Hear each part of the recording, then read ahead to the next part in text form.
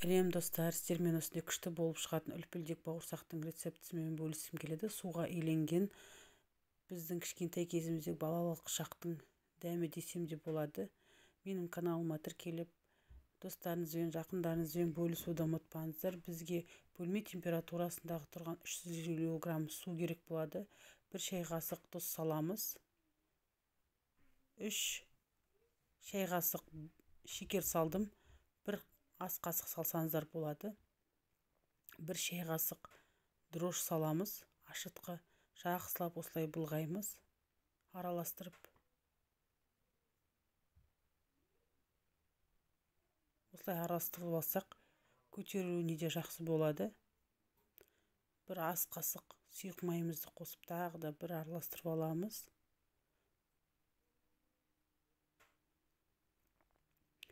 Електен осылай 500 грамм ұнымызды алып осылай өткіземіз.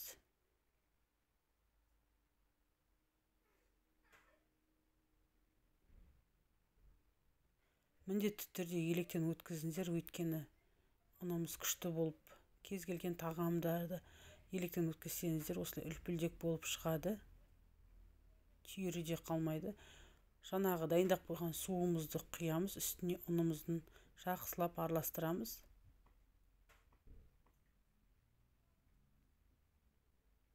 Осылай илейміз. Бізге артық ұнның қажетті керек болған жоқ. Өзіме осы мөлшермен жасағаным дәл шықты. Кейбір ұнны қарап тұрасыз, тығыздығы болады, дымқылдығы болады. Сол саласыздар осылай илеп қарап тұрып. Тағы да осылай бір илеп алдым қолымен. Қамырымызды осылай бетін жауып көтертуге жібереміз. 3 бөлке бөлдік. Қамырымыз көтерілген соң осылай оқтаумен жаямыз.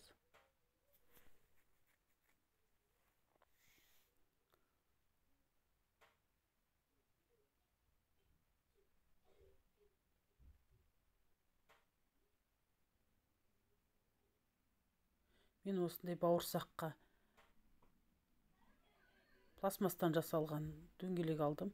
Кондитерлік дүкенде, арзан дүкендерінде сатылады. Осындай арнайы кондитерлік орташасы, кішкентай, үлкендер болады. Осылай аласыздар. Осындай түрінен алсаңыздар болады, арзан тұрады.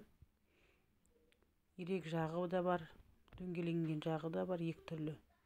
Майымызды алдын ала қыздырамыз да. Орташа отта пісіреміз. Қатты отқа қойсаңыздар, бауырсақтарымыз сағы сияқты болып кетеді. Көріп тұрғандарыңыздай 10-15 минутке бауырсақтарымызды да көтеріп алдық. Күшті болып күмпиіп көтеріледі. Міндетті түрде жасап көріңіздер. Көріп тұрғандарыңыздай қып-қызыл күшті болды.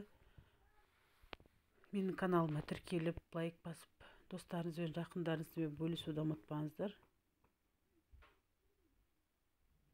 Менің каналымнан алыстамаңыздар. Көптеген рецепттер шығып тұрады. Ас болсын, сау болыңыздар.